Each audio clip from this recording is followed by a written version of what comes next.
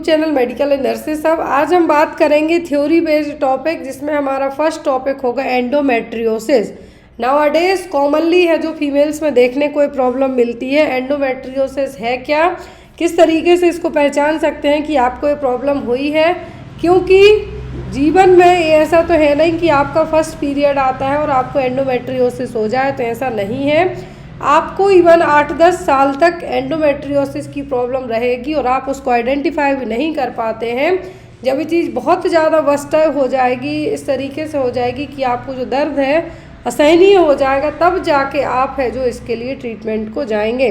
तो यहाँ पर हम बेसिक समझेंगे कि एंडोमेट्रियोसिस है क्या, किस तरीके से यहाँ पर हमारे रिप्रोडक्टिव ट्रैक्ट के साथ साथ पूरी बॉडी की फंक्शनैलिटी पर इसका असर पड़ेगा। तो यहाँ पर सबसे पहले हम जानेंगे कि एंडोमेट्रियोसिस होगा कहाँ पर। एंडोमेट्रियोसिस, मेट्रियम क्या है, हमारी एक लेयर है। तो सबसे पहले देखिए यूट्रस की जो लेयर्स होती हैं, यूट्रस की लेयर कितनी होती हैं, 3, पेरीमेट्रियम, मायोमेट्रियम और एंडोमेट्रियम। इनर लेयर क्या है, एंडोमेट्रियम, मिडिल मायो और पेरीमेट्रियम। तो जो यूट्रस की तीनों लेयर होती हैं, सबसे बाहर की क्या है, आउटर मोस्ट लेयर, जिसको प्रोटेक्टिव लेयर भी कहेंगे, पेरीमेट्रियम। दूसरी होती है middle, highly muscular middle layer, जो कि ड्यूरिंग द प्रेगनेंसी के टाइम पर जो कॉन्ट्रैक्शन आते हैं, जब कहा जाता है कि पुश कीजिए बेबी को बाहर आने वाला है, तो उस दौरान जो मिडिल वाली लेयर है क्या करती है, हेल्प करेगी। लास्ट आती है एंडोमेट्रियम, जिसको इनर लेयर भी कहते हैं। और इसी एंडोमेट्रियल लेयर की पीरियड्स आते हैं जब, तो क्या होती है, शेडिंग होती है। एवरी मंथ फीमेल में जो मीनार्ची से लेके मेनोपॉज के पहले तक जो पीरियड्स आते हैं, तो एवरी मंथ एंडोमेट्रियल जो इनर लेयर है यहीं पर क्या होती है, शेडिंग होती है। अभी देखिए यहाँ पर तीनों लेयर तो हमने समझ ली। अब एंडोमेट्रियोसिस के केस में होगा क्या कि जो यूट्रस है क्या है, ऐसी डिसीज़ है जिसमें सिमिलर टिश्यू ग्रोथ होंगे यूट्रस के बाहर। Endometriosis is a disease in which tissue similar to the lining of the uterus grows outside the uterus. जो टिश्यू इनर यूट्रस में ग्रो हो रहे हैं, उसी तरीके के मिलते जुलते टिश्यू कहाँ पर ग्रो होंगे, यूट्रस के बाहर साइड, जिसके कारण जो चीज़ नॉर्मल है तो नॉर्मल रहेगी। यदि उसमें कुछ चेंजेस होंगे, जो टिश्यू जो सेल्स ग्रो होनी है कहाँ पर, यूट्रस के अंदर ग्रो होनी है, लेकिन जब वो बाहर जाके ग्रो होने लगेंगी तो पेनफुल कंडीशन डेवलप होगी। और एंडोमेट्रियोसिस के कारण प्रेगनेंसी कंसीव करने में भी प्रॉब्लम हो सकती है, क्योंकि यदि एंडोमेट्रियोसिस यूट्रस के बाहर यदि जो सेल्स हैं, टिश्यूज़ हैं, डेवलप होना स्टार्ट होते हैं, तो फैलोपियन ट्यूब के यहाँ भी डिस्टर्बिंग रहेंगे, ओवरी के यहाँ भी रहेंगे जो एग रिलीज़ करेगी। तो ये चीज़ें पूरी क्या होंगी, जुड़ती हुई रहेंगी। और पूरे जीवन काल में हम बात करें तो 10 साल तक का ड्यूरेशन हो जाता है, जब तक समझ में नहीं आता है कि आपको क्या है। एंडोमेट्रियोसिस की कंडीशन डेवलप हुई है कि आपको नॉर्मल है, जो मेंस्ट्रुअल साइकिल के पेन है या जो क्रैम्प्स हो रहे हैं या थकावट हो रही है, सब कॉमन है। अब देखिए इंसिडेंस की हम बात करें, इंसिडेंस का मतलब कितने परसेंट लोग, तो पूरी आबादी में रिप्रोडक्टिव एज में 15 से 44 साल तक की उम्र में, यहाँ पे देखिए 15 से 44 ईयर तक की एज हम यहाँ पे बात करें कि जो रिप्रोडक्टिव एज फीमेल में यदि हम कंसीडर करके मानते हैं, तो पूरे वर्ल्ड वाइड 10% फीमेल है जो एंडोमेट्रियोसिस से सफ़र कर रही होती हैं। और कुछ की तो गिनती इसलिए नहीं होती कि उनको समझ में ही नहीं आता कि उनके साथ चल क्या रहा है। और ये स्टार्ट कब हो सकता है, जब फर्स्ट पीरियड आते हैं। मेंस्ट्रुअल जो फर्स्ट मेंस्ट्रुअल पीरियड से लेके लास्ट पीरियड होता है जो मेनोपॉज, मतलब स्टॉप लग जाता है, पीरियड्स आना परमानेंटली बंद हो जाते हैं, जो 45 ईयर और 50 ईयर, किसी में 45 यदि कुछ हार्मोनल टैबलेट्स वगैरह लेते हैं, और किसी में 50 है जो लास्ट है, 50 तक यहाँ पर मेनोपॉज आ जाते हैं, पीरियड परमानेंटली है जो स्टॉप हो जाते हैं।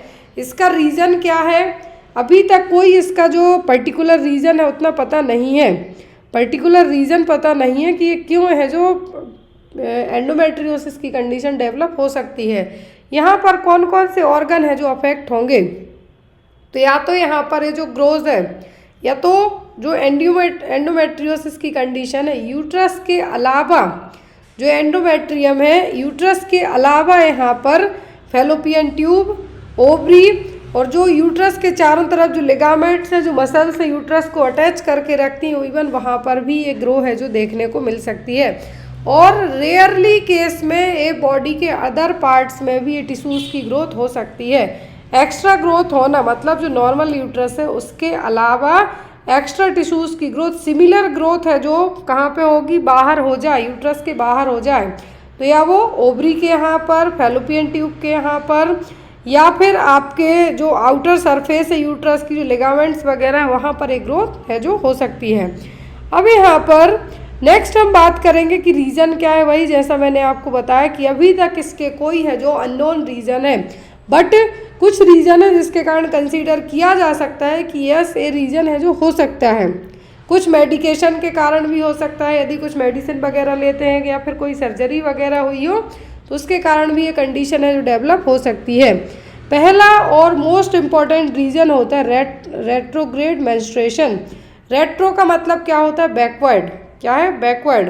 रेट्रोग्रेड मेंस्ट्रुएशन का मतलब होता है जो मेंस्ट्रुअल फ्लो है, एंडोमेट्रियल सेल्स रहेंगी जो बाहर की तरफ निकलना चाहिए, क्या होगा, बाहर की तरफ निकलेगा। जब पीरियड्स आते हैं तो जो ब्लड फ्लो क्या होता है, बाहर की तरफ होगा। लेकिन एंडोमेट्रियोसिस में यदि रेट्रोग्रेड मेंस्ट्रुएशन की बात करी जा रही है तो जो ब्लड है बैक फ्लो हो जाए, यूट्रस से कहाँ चला जाए, फैलोपियन ट्यूब, ओवरी की तरफ चला जाए, वो कहलाता है रेट्रोग्रेड मेंस्ट्रुएशन। नॉर्मल मेंस्ट्रुएशन में फ्लो कहाँ पर होगा, बॉडी के बाहर बाया वेजाइना, सर्विक्स। लेकिन इन रेट्रोग्रेड मेंस्ट्रुएशन में जो ब्लड फ्लो क्या हो जाए, बैक साइड हो जाए। रेट्रो आपने जो रील खूब वीडियो बहुत देखते हैं आप लोग, रेट्रो वे में चले गए मतलब बैकवर्ड चले गए, पुराने उसमें चले गए, तो यहाँ पर पुराना नहीं है, यहाँ पर बैक साइड हो गया। रेट्रोग्रेड मेंस्ट्रुएशन में जो नॉर्मल ब्लड फ्लो बाहर की तरफ ना होके अंदर ही फैलोपियन ट्यूब की तरफ टर्न हो जाए तो वो कहलाता है क्या, रेट्रोग्रेड मेंस्ट्रुएशन। रेट्रोग्रेड मेंस्ट्रुएशन में जो एंडोमेट्रियल सेल्स होती हैं वही जाके डिपॉजिट हो जाए यूट्रस के बाहर और ग्रो होने लगे, इम्प्लांट होने लगे और क्या कर जाए, यहाँ पर इनकी साइज वाइज बढ़ा लें तो यहाँ पर क्या हो सकता है, एंडोमेट्रियोसिस की कंडीशन हो सकती है। यहाँ पे देखिए आप कि यदि जब यही ब्लड बाहर की तरफ ना आके फैलोपियन ट्यूब के यहाँ पे चला जाए और यहाँ से अटैच्ड ओवरी में जाए तो क्या होगा, ना तो यहाँ पर एग रिलीज होने में तो प्रॉब्लम होगी ही होगी, साथ में ना फर्टिलाइजेशन होगा, देन इम्प्लांटेशन और कंसीव करना तो दूर की बात है। दूसरा रीज़न होता है सेलुलर मेटाप्लाजिया। सेलुलर मेटाप्लाजिया का मतलब यहाँ पर होगा कि एक सेल से दूसरी सेल्स बनना स्टार्ट हो जाए, दूसरी से तीसरी। मेटाप्लासिया का मतलब भी होता है कि सेम सेल्स के जैसे एंडोमेट्रियल सेल्स जैसी बहुत सारी सेल्स हैं जो बाहर की तरफ, यूट्रस के बाहर की तरफ ग्रो कर जाएं। फिर आती स्टीम सेल्स। स्टीम सेल्स मतलब यदि किसी को बाया ब्लड के थ्रू, ट्रांसफ्यूज़न के थ्रू यदि किसी पर्सन को एक कंडीशन हो जो स्टीम सेल्स उनको भी ट्रांसफ्यूज हो जाती हैं तो रेयर केस में इसके थ्रू भी होने के चांसेस हो सकते हैं। बट जो कॉमन होता है या तो कुछ हार्मोनल थेरेपी के कारण हो सकता है या फिर रेट्रोग्रेड मेंस्ट्रुएशन है जो इसका रीज़न हो सकता है। अब टाइप कितने टाइप के होंगे यहाँ पर एंडोमेट्रियोसिस के, हर एक चीज़ के टाइप होते हैं कि ये कम है, ज़्यादा है, क्या है। पहला होता है superficial endometriosis, that means only pelvic peritoneum ही यहाँ पर इन्वॉल्व होगी। दूसरा होता है सिस्टिक ओवेरियन। सिस्टिक ओवेरियन का मतलब है कि ओवरीज तक यहाँ पर एंडोमेट्रियोसिस का होना।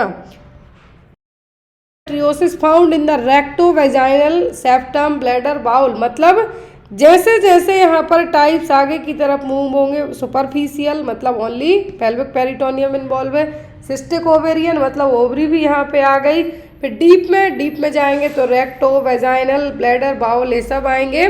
जब यहाँ पर रेयर केस में बात करें, जैसा मैंने स्टार्टिंग में ही कहा कि रिप्रोडक्टिव ऑर्गन के अलावा जब ये आउटसाइड द पेल्विस एरिया चला जाए तो यहाँ पर ये फोर्थ उसमें जाएगा।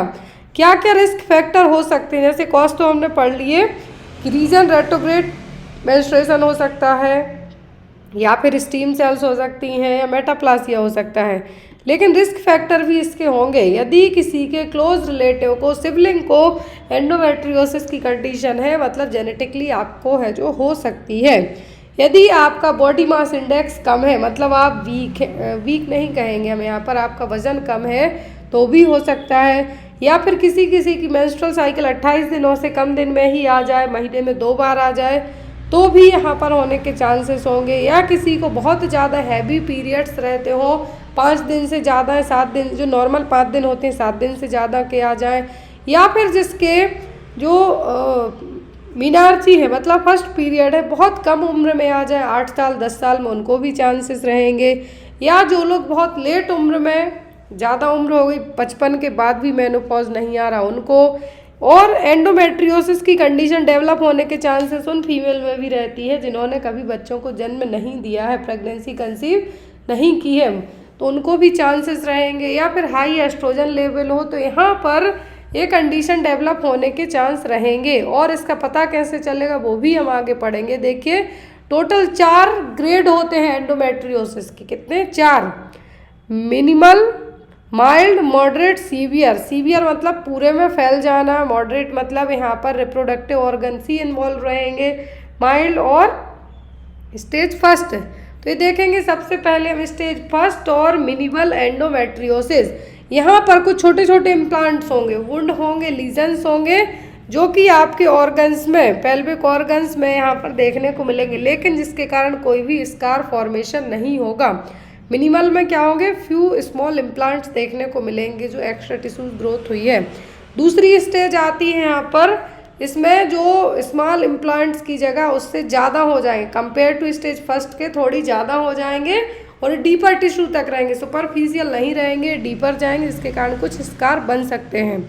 थर्ड स्टेज होती है मॉडरेट, जिसमें क्या होगा? डीप इम्प्लांट्स होंगे और इसके कारण छोटी छोटी सिस्ट भी बन सकती हैं। ओवरीज में तो सिस्ट बनेगी ही बनेगी, साथ में कुछ स्कार फॉर्मेशन भी होंगे।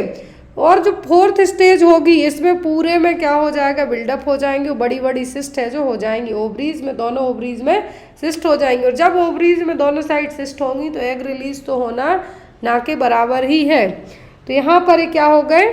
स्टेज हो गई। मिनिमल में ओनली छोटे छोटे इम्प्लांट्स होंगे, माइल्ड में छोटे से थोड़ी बड़े हो जाएंगे, ज़्यादा जगह पे होंगे, मॉडरेट में लाइक असिस्ट बनेंगे, एक ओवरी अफेक्ट हो सकती है, और सीवियर में दोनों ओवरीज में बड़े बड़े साइज में सिस्ट के साथ साथ स्कार का फॉर्मेशन भी हो सकता है। अब पता कैसे चले कि आपको एंडोमेट्रियोसिस हुआ है, मतलब आपकी बॉडी क्या लक्षण बताएगी? तो फर्स्ट तो यही होता है कि जब जो पेनफुल पीरियड्स होते हैं जिसको हम डिस्मेनोरिया कहते हैं, किसी में होता क्या है कि पीरियड्स आने के पहले से भी पेन स्टार्ट होता है और पीरियड्स के दौरान भी, स्पेशली जब पीरियड्स चलते हैं उस दौरान बहुत ज़्यादा सीवियर पेन होता है। या फिर इसका एक और जो फाइंड आउट होता है वो होता है पेन ड्यूरिंग द इंटरकोर्स करने के टाइम पर, सेक्स करने के टाइम पर भी पेन हो सकता है, या फिर आप टॉयलेट जाते हैं तो भी आपको पेन होगा। तो ये सब क्या है? बेसिक साइन है। ये देखिए यहाँ पर। अब पता कैसे चले कि एंडोमेट्रियोसिस हुआ? पीरियड्स पेन के अलावा pen during the period, pen during और आफ्टर द सेक्स के दौरान और आफ्टर द सेक्स के बाद भी पेन होना, पीरियड्स में भी पेन होना, यूरिन पास कर रहे हैं, स्टूल पास कर रहे हैं उसमें भी दर्द होना, किसी किसी को क्रोनिक पेल्विक पेन भी होता है, मतलब बैक साइड थाई के यहाँ पर पेन होगा। पीरियड्स में हैवी ब्लीडिंग हो रही है या महीने में 2 बार ब्लीडिंग हो जाती है, और यहाँ पर साथ में हमेशा नोजिया, वॉमिटिंग टाइप से फील करते रहना, और डिप्रेस्ड, एंजियस तो कॉमन सी बात है। जबकि आपको कोई ना कोई प्रॉब्लम है तो आप हंसते खेलते तो रहेंगे नहीं, डिप्रेशन, एंजाइटी होना नॉर्मल है। डायग्नोस कैसे करेंगे यदि एंडोमेट्रियोसिस हो जाए? तो सबसे पहले होता है पेल्विक एग्जामिनेशन। पेल्विक एग्जामिनेशन में पता चलेगा कि किसी तरीके की यहाँ पर असेसमेंट किया जाएगा कि कुछ इंटरनल प्रॉब्लम हो रही कि एक्सटर्नल है। फिर सीटी स्कैन, एमआरआई, अल्ट्रासाउंड, इससे ये पता चलेगा कि किस पर्टिकुलर एरिया में किस स्टेज तक एंडोमेट्रियोसिस है जो फैल चुका है।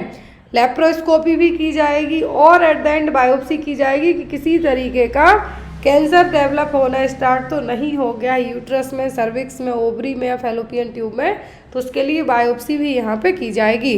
अब यहाँ पर फर्टिलिटी और एंडोमेट्रियोसिस का क्या कनेक्शन हो सकता है? जो मैंने आपको पहले ही बताया कि जब जो नॉर्मल यूट्रस है हमारी, ये देखिए यहाँ पर ये रही नॉर्मल यूट्रस, लेकिन जब इस यूट्रस में क्या हो जाए, कुछ प्रॉब्लम हो जाए तो यहाँ पर कंसीव करना मुश्किल हो जाएगा। या तो फैलोपियन ट्यूब यदि जो बैकवर्ड ब्लड फ्लो हुआ यहाँ पे जाके जमा हो गया, तो यहाँ से यदि मान लो ओवरी ने एग रिलीज कर भी दिया तो यहाँ जाके वो क्या होगा, फ्यूज नहीं हो पाएगा। तो इसीलिए यहाँ पर ये चांसेस रहेंगे। तो यहाँ पर when endometrial tissue wrap around your ovaries, या फिर ओवरीज के बाहर रैप आउट हो जाए तो एग को ब्लॉक होने से ही रोक देंगे। या फिर यदि ब्लॉक होने से नहीं रोक पाए तो फैलोपियन ट्यूब में यदि जो स्पर्म पहुँचते हैं तो वहाँ जाने से ब्लॉक हो जाएंगे। और फर्टिलाइज्ड एग यदि स्लाइड डाउन ही नहीं हो पाया यूट्रस में, तो इनकेस वो फैलोपियन ट्यूब में फर्टिलाइज होकर इम्प्लांट होता है तो भी प्रेगनेंसी टर्मिनेट करने को पड़ जाएगी। तो ये यहाँ पर फर्टिलिटी और एंडोमेट्रियोसिस के बीच का कनेक्शन है जो हो सकता है। नेक्स्ट हम बात करेंगे कि अब हो गया है तो हो गया, ट्रीट तो करना ही पड़ेगा। तो ट्रीट करने के लिए लेट्स से कि आपको कभी भी पीरियड्स आने के दौरान तो सबसे पहले आप मेफ्टॉल लेने को दौड़ते हैं, मेफ्टॉल खाने को जाएंगे कि चलो एक कोई ऐसी टैबलेट खा लो जिससे है जो कुछ टाइम के लिए पेन है जो दूर हो जाए। तो यहाँ पर पेन किलर ले लेते हैं, आइबुप्रोफेन ले लेते हैं या फिर नेप्रोक्सन ले लेते हैं, किसके लिए, पेन को है जो ठीक करने के लिए, जो कि NSAID ड्रग है जिसके कारण इन्फ्लामेशन तो दूर होगा ही, साथ में एज अ पेन किलर की तरह भी ये काम करेंगी। फिर हार्मोनल मेडिकेशन भी आपके गायनेकोलॉजिस्ट देते हैं, कॉन्ट्रासेप्टिव पिल्स भी देते हैं, बर्थ कंट्रोल पिल्स जो भी पेन को कंट्रोल करने में हेल्प करती हैं।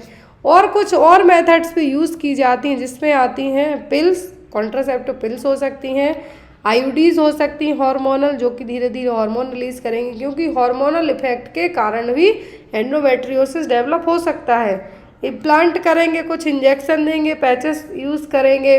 तो और जो लोग प्रेग्नेंट होना चाहते हैं बट प्रेगनेंसी सुटेबल नहीं है, यदि जो लोग प्रेगनेंसी कंसीव करना चाहते हैं तो वो लोग ये मेथड्स यूज़ ना करवाएं, specially IUD, vaginal ring, implant, injection या पैचेस या पिल्स, क्योंकि इसके कारण और प्रॉब्लम है जो हो सकती है। तो यहाँ पर साफ साफ नीचे लिखा हुआ है कि these method may not be suitable for those who wanting to get pregnant. जिनको प्रेगनेंसी कंसीव करनी है तो वो लोग इन मेथड्स को ना अपनाएं। और यहाँ पर ये पूरी क्लास में जो भी चीज़ें बताई गई हैं वो घर पे अपनाने के लिए आपको नहीं है। आपको यदि इस तरीके की कोई भी दिक्कत होती है तो आप अपने सीधे गायनेकोलॉजिस्ट के पास जाइए। सर्जरी रेयर केस में की जाती है, जब या तो रेयर केस में करने का मतलब जो एंडोमेट्रियोसिस के लीजन्स है, स्कार टिश्यू है, बहुत ज़्यादा साइज में बढ़ जाए, उस दौरान है जो डॉक्टर एक स्मॉल इंसिजन के थ्रू उन टिश्यूज को रिमूव करने की कोशिश करेगा। तो यहाँ पर एंडोमेट्रियोसिस में आपने जो भी चीज़ें पढ़ी हैं, यदि आपको जो डाउट रह जाता है तो आप कमेंट बॉक्स में कमेंट करके पूछ सकते हैं। Thank you.